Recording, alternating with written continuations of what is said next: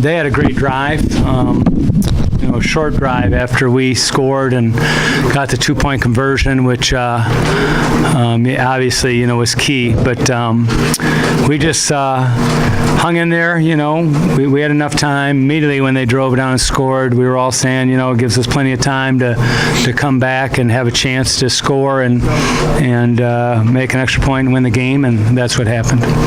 Can you talk a little bit about when they scored? Was it almost, there was a lot of time left. Did you feel comfortable with that? Well, I never like to be behind, so I felt better being tied because we fought our tails off to finally even it up, and I think it lasted for about 2 minutes of real time, so they scored so quickly, I think maybe 4 plays, but and so I was just trying to keep our guys calm, and Reggie hit Dion on a big pass. I don't even know what he's looking at, so I got to watch the film on that one. There was a little disconnect today because Reggie hadn't practiced in 4 weeks, and so we were scrambling a little bit, and so we weren't the most polished, but big plays and big playmaker. So I give him a lot of credit. He fought through and hung in there with his ankle and made a lot of plays on the stretch for us. Like you just alluded to, Coach, I mean, he left the game twice, Reggie did, and it looked from the sidelines like he wasn't coming back, and then he's back out there. Does it kind of typify the effort by the whole team today? Yeah, absolutely. Like I said, people think I'm just messing around, but on Tuesday I would have guessed he wasn't going to play. But he gutted it out. He's tough. He's shown so much toughness for us in the 2 years he's been here. He hasn't had great luck, but he's shown great toughness and taken a lot of hits after, not. He hadn't ran really. Probably on Thursday is the first time he ran more than 15 yards, and so, quietly, or not around him, but quietly, I was thinking, if he took off and ran, can he run? Because he hadn't ran in 5 weeks, period. So I was just very impressed by the way he played. Reggie, can you talk about that? Can you tell us about your condition going into this game and what it was like? You came out numerous times and you were hobbled. Right. Just coming into the game, I felt great. I felt like I could go out there. I just wanted to play smart. Don't take anything unnecessary hits. And just play the game. I didn't want to go out there timid. I just wanted to play my game. Of course, getting hit in it a little bit kind of bothered it, but for the most part, going out in the game, I felt great. Can you talk about that long pass play to Earls when he was wide open? What was it that you saw? I just saw one safety high, so I knew I had 2 seams. I had to make him choose a side, so I just looked him off and went back to the other side. What's it mean for you to be able to beat Grand Valley? I know last year's game was a real struggle for you. Mm-hmm. Wait, repeat that one more time? What's it like just to be able to beat them? You won in the playoffs, but you were hurt a little bit. An Anchorbone game last year was tough. It feels great. That's pretty much all I can say. It feels great, especially to beat your rival, especially in not winning the Anchorbone trophy last year. It bothered me, so I kind of held that in. I pretty much took it out on them, and everybody felt some type of way about that. So just to get that win over them, especially the way that it happened, it makes it that much better.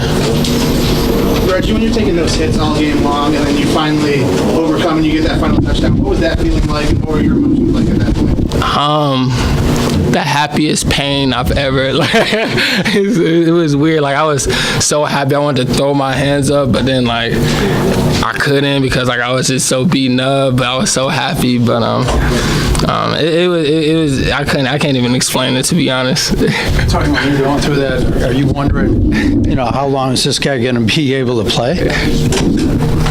I just roll with the punches with old Reg. That's the way it works. So I just give him a lot of credit for fighting through it. But,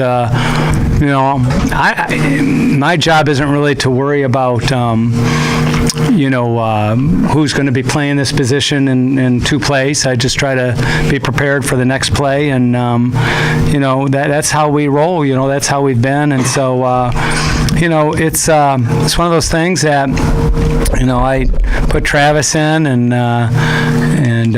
really didn't worry about too much what we had to do in regards to missing Reggie. You just kind of look forward with the next play and try to be prepared to do the things you need to do. We were totally stymied in the first half, and it's you look at the statistics. We almost had a pretty good even statistical battle with them. We had 20 first downs, they had 18.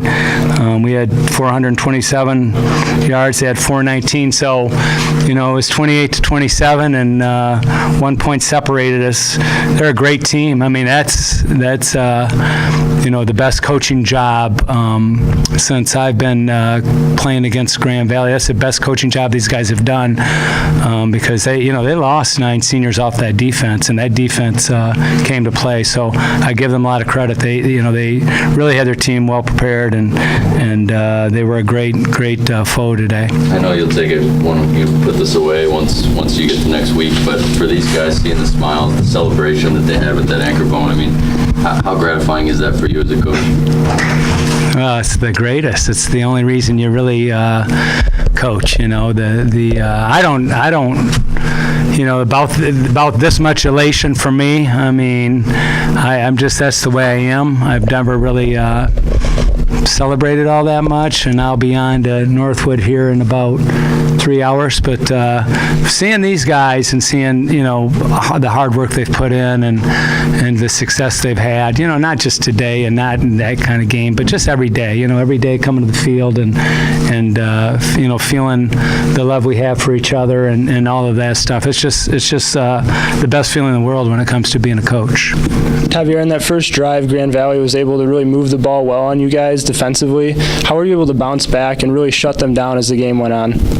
Well, at first we weren't making the open field tackles. Our coach just told us calm down, just make open field tackles or whatever. Because Marty, he's a great running back, so if you come in low and put your head down, he can make you miss a lot. So we just had to just calm down and just make open field tackles, basically. What were you guys talking about as a defensive unit as the game went on, when you weren't on the field watching the offense, when they were struggling to score, and then as things started to pick up there in the second half? Well, we were just saying it's going to be on the defense. The offense is going to score, but we can't let them score. So when the offense scored and then they came right out and scored, I'm thinking man, I hope the offense scored because I don't want to lose to them or whatever. But we just try to play off the offense.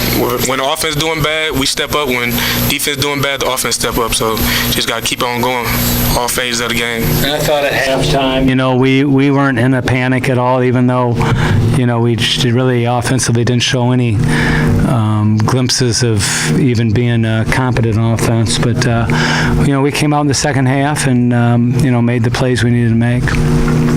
Javier just mentioned all phases of the game. What can you say about your special teams about the extra point block at the end there? Yeah, that was huge, obviously, because that's the final point there that they failed to have. Also, I thought Jackson's punt, flipping the field, is a huge punt. I don't know how far that punt went, but it was a long punt. We kicked off to them. The ball hung in the air against the wind. That was a huge play. So special teams wise, and I know they do a great job in all three phases, but I know that was a big emphasis for them, that special teams would be critical, and it was for us too. And I thought we hung in there and really probably won the special teams battle with those big plays that we had. 72 yards on the punt, in case it matters. You stopped Carter a couple of times in consecutive in mid-fourth quarter, ended a possession when they could have burned down the clock.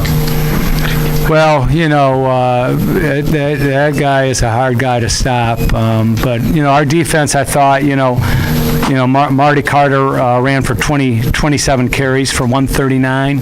I'll take that. I'll take that. He's just that dangerous. I don't know. His long was 25, but he didn't get away a lot. And even, you look at Bart Williams' numbers, 22 for 39 for 287. I'll take that too. I mean, they're a great team. So, it's a burden on our defense. It's truly a burden on our defense. And so I was pleased to be able to hang in there and at least, fight to live at the end and hopefully make a play, and we did. This is one of the biggest crowds I've ever seen at Tom Taggart Field. What was that atmosphere like out there, and just how much did that crowd give you guys a little bit extra? You were the only person I noticed, so other than the team. I don't. It's awesome. I don't see crowds much. Do we have an attendance number yet? Never heard one. We don't know. Coach, it was so many, they're still counting. Okay. John Cole. Good. So that's great, though. That's great for Ferris State. It's great for Grand Valley. At the end of the day, and losing a game like that, the way Grand Valley conduct themselves, shaking hands and wishing us good luck, and the respect that exists between the two universities, give them credit and give everybody. It's a celebration of football in West Michigan. It has to beat most interstate rivals. I don't want to demean the Michigan State rivalry, but this game probably better than the one they've had in a while. So.